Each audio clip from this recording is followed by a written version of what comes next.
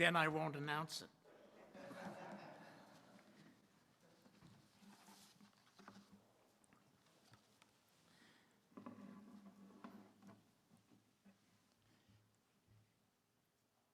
Here was a new generation shouting the old cries, learning the old creeds through a reverie of long days and nights, destined finally to go out into that dirty gray turmoil to follow love and pride.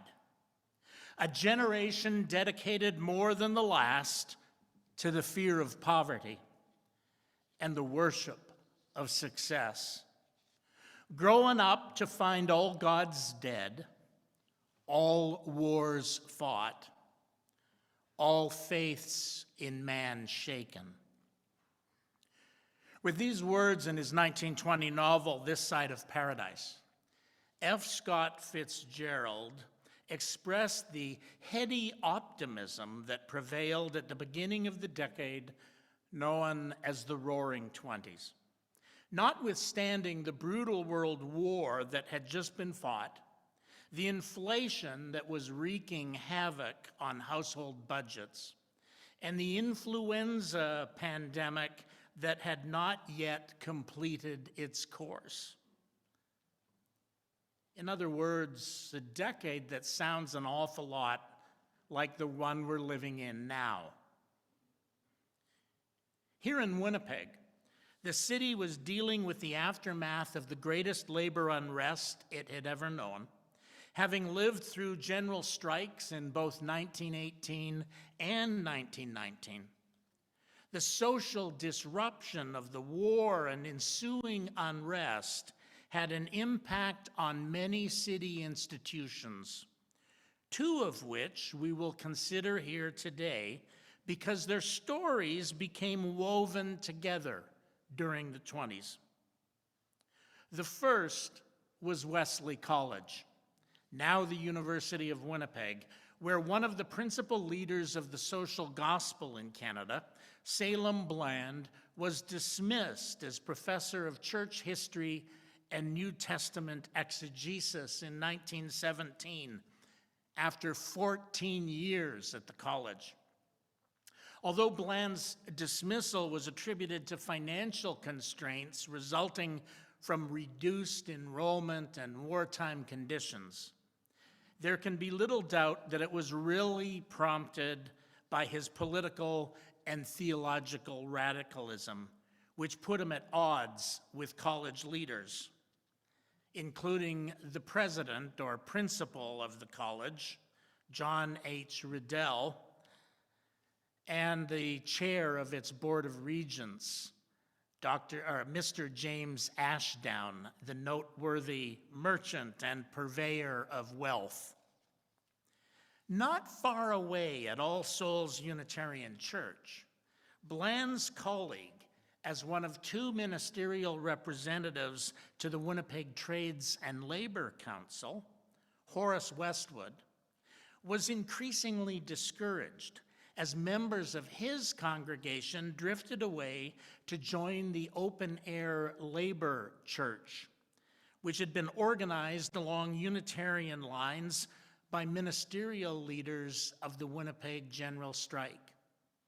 The labor church eventually grew to have 8 branches in the city, which, disappeared with the Roaring Twenties, but which robbed the Unitarian congregation of a significant number of its members.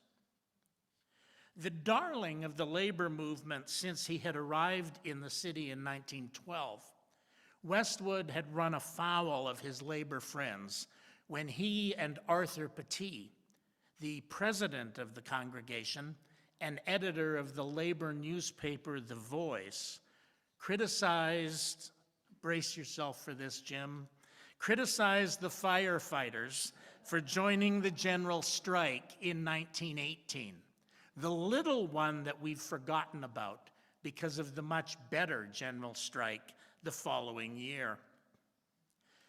Their influence waned in the labor movement, and Westwood began looking for a new pulpit. In the spring of 1919, he accepted a call to the Unitarian Church in Toledo, Ohio, and left the city just before the General Strike began, leaving a gaping hole in the life of the congregation. All Souls Church had been founded in 1904 by Hope F.M. Ross, a former Methodist minister, and the said Arthur Petit, who was also Canada's first Labour Member of Parliament. The congregation met in rented halls, and following Ross's resignation in 1907, was served by 4 different ministers before the congregation called Westwood in 1912. During the first year of Westwood's leadership, the congregation erected a spacious building at the corner of Furby and Westminster. You can still drive by it today, and soon found itself outgrowing the space. At its peak, All Souls had a full house twice on each Sunday, and I've heard it said that in pleasant weather they would open the windows so that people could stand outside on the lawn and hear the preaching, there being no room in a pew inside. We don't have that problem here this morning, but we could. If we applied ourselves, we really could. Westwood's sermons and commentaries appeared frequently in all 3 of Winnipeg's daily papers at the time. His departure, though, led to a period of decline following what had been a very promising ministry, and 5 different ministers served All Souls before Philip Peterson arrived in 1929, ushering in a new period of growth. It was a difficult decade. First, the congregation called the 28-year-old son of a local Baptist minister in 1919, who continued to draw large congregations until he left for greener pastures 2 years later, eventually ending up serving the largest Presbyterian congregation in Oklahoma. He was followed by a German American from Ohio, a brilliant intellect who unfortunately was tainted by his ethnicity in a city where anti-German prejudice still prevailed. His ministry lasted just 6 months, and it's reported that only a few members of the board were present for his final service. From 2 services and open windows to fewer than half a dozen people. That's how far the congregation fell in the space of just 3 years. It was clearly the church's low point. James Hart arrived in 1923 and served until the following year. He was a professed humanist, which alienated some members of the congregation, and he left to take the pulpit in Madison, Wisconsin, before becoming minister of the First Humanist Society of New York City, where he counted among his parishioners Helen Keller. He was followed by Edgar Whitehouse, the religion editor at the Winnipeg Tribune, who decided to cast his lot with the United Church after church union was achieved. The last of the 5 ministers to serve during this decade of disappointment was Professor William G. Smith, who was minister of the congregation for 18 months, beginning in January of 1927. Born in Newfoundland, the son of an unschooled farmer and fisherman, Smith trained for the Methodist ministry, but he was more widely known for his work in education and the social sciences. He taught psychology at the University of Toronto for 16 years and was one of Canada's early sociologists. Here's a little factoid for you. The first sociology course taught at a Canadian college or university was at Wesley College, now the University of Winnipeg, in 1906. It was a new discipline. Before coming to Westwood in 1922, W.G. Smith published 2 books on the subject of immigration, as well as several scholarly articles in Social Welfare and the Canadian Journal of Mental Hygiene. His work was noteworthy for its acceptance of cultural diversity and openness to immigration from groups beyond Europe, which set it apart from the prevailing attitudes of the day. Ordained to the Methodist ministry in 1904, Smith was not known for being especially successful as a parish minister, and he wasn't especially successful here during his 18 months either. However, he was very active in the Ministerial Association in Toronto, where he developed a strong reputation for his great interest in the social problems of Canada and his knowledge about immigration and social conditions. He was known for an abiding interest in civic affairs, and it was said of him that he has bridged the space between the university and the pastorate. Like his friend and colleague Salem Bland, he gravitated towards what was known as the social gospel movement. Described as an inclusive, inspiring, interesting teacher, W.G. Smith also prided himself equally on his scientific detachment and plain speaking.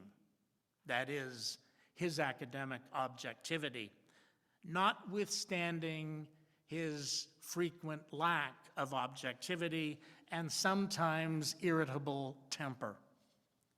In his book, Building the Nation, Smith wrote, "It will not do to say that problems of industry are not any part of the church's work, which is to preach the gospel and save souls. Wherever a human being suffers want, or injustice, or misfortune, or cruelty, or neglect, or maladjustment, there must be present the stabilizing, adjusting, healing hand of the church." In 1921, Principal John H. Riddell undertook to recruit Smith to Wesley College, although the exact position he would fill evolved during the course of the negotiations. They initially discussed him coming as a professor of philosophy and dean of theology.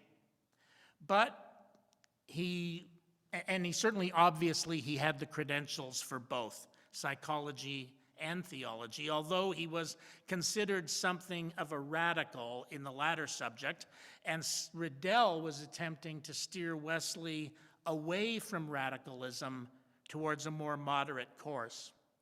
It's also important to note that psychology was considered a sub-discipline of philosophy in those days. Smith was secure at the University of Toronto, although restless, so his willingness to come west hinged on position and compensation.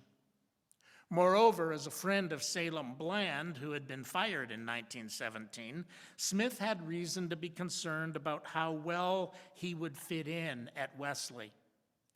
He did much better than Salem Bland, who lasted 14 years. W.G. Smith lasted 1. When the possibility of Smith teaching sociology came on the table, Riddell inquired about his attitudes towards the recent general strike, expressing his concern that any unwise advocacy of radical measures, which he worried might be fatal to the college's mission.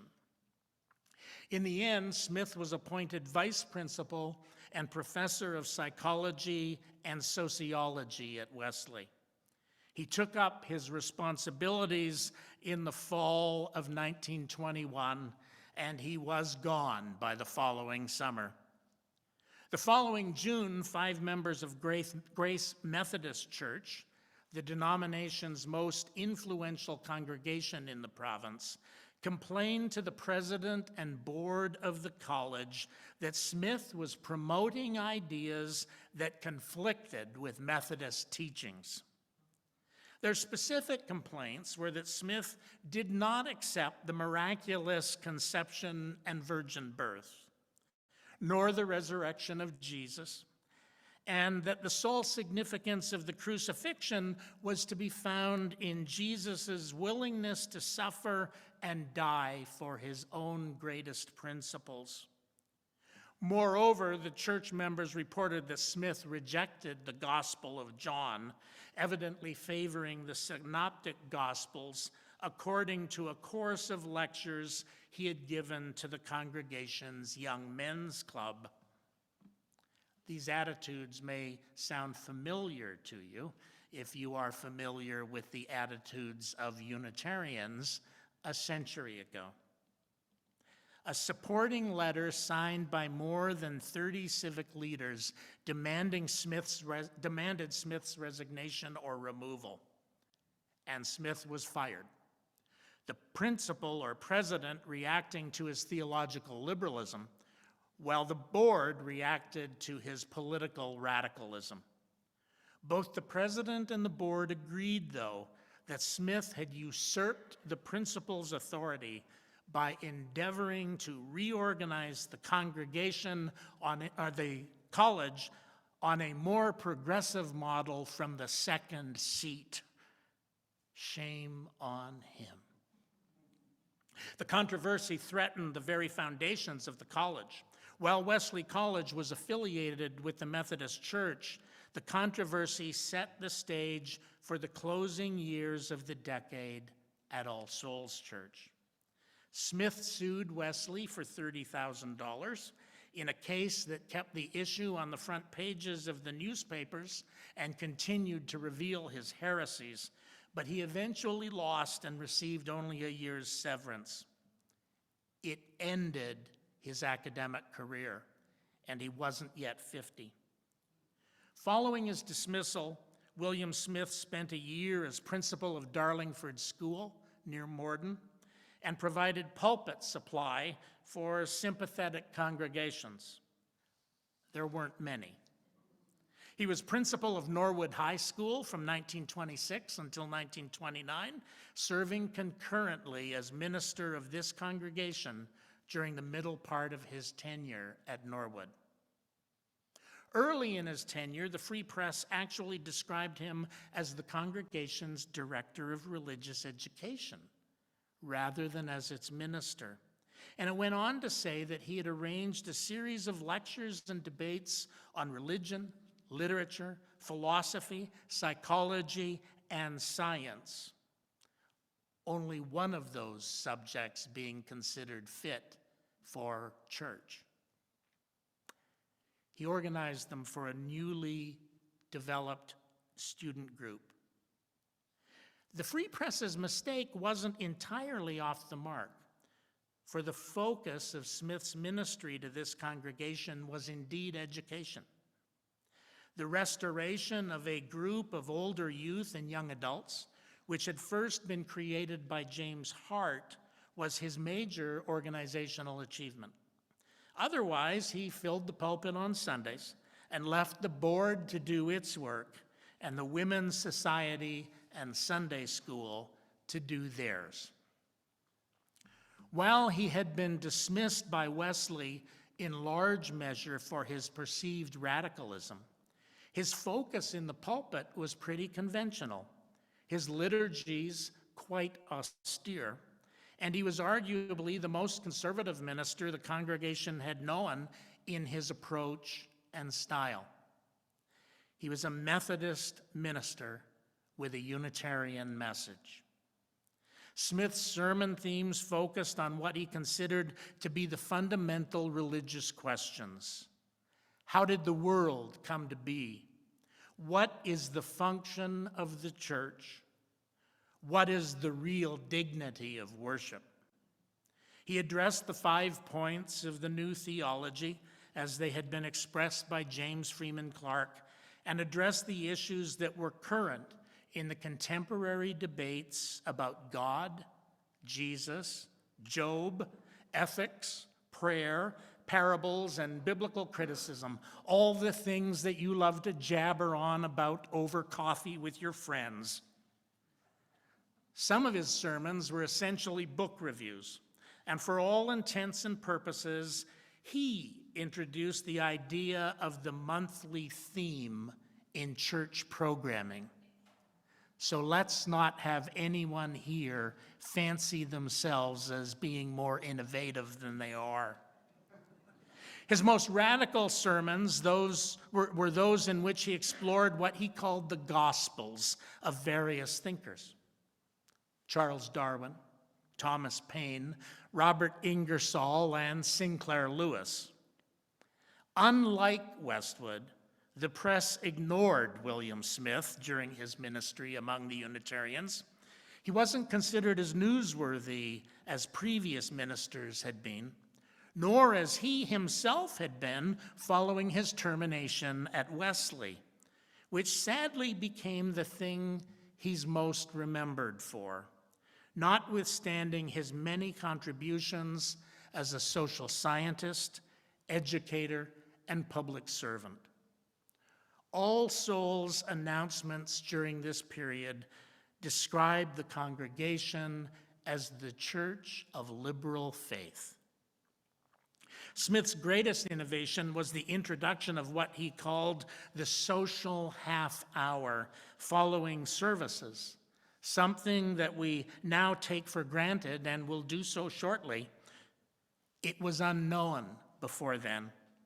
Towards the end of his tenure, he preached on the theme, putting props under the skies, which seems to have been about preserving religion in the face of collapse of so much that we thought we knew about heaven and earth. Interestingly, that is what he did for All Souls Church. At a critical moment, when it appeared the congregation might collapse altogether, he propped it up and saw it to the end of its most challenging decade.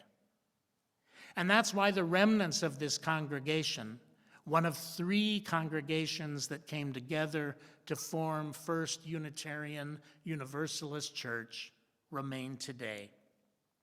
After leaving All Souls and then Norwood High School, the provincial government named him Director of Child Welfare, a position he held for 3 years before once again leaving in a controversy, saying that he was, and this is a direct quote, fed up and tired of trying to do the impossible in light of the government's indifference to child welfare and other social issues.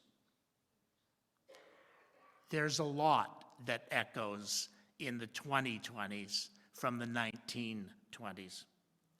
After a short tenure as director of the Manitoba School of Social Sciences, he moved west to Calgary with his family, where he died in 1943.